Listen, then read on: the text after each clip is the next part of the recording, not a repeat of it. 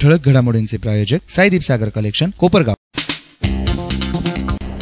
येत्या 2 दिवसात जिल्ह्यात मोठ्या राजकीय भूकंपाचा अंदाज। काँग्रेसचे विरोधी पक्षनेते राधाकृष्ण विखे पाटील भाजपात प्रवेश करण्याची शक्यता।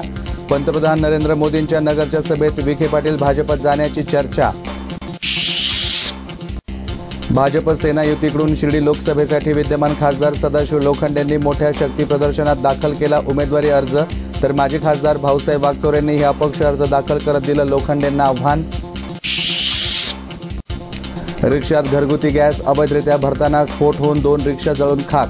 नगरच्या सर्जेपुरा भागातील प्रकार, तर नाशिकमध्ये घरातील गॅस सिलेंडरच्या स्फोटात पती पत्नीसह 2 मुले भाजली।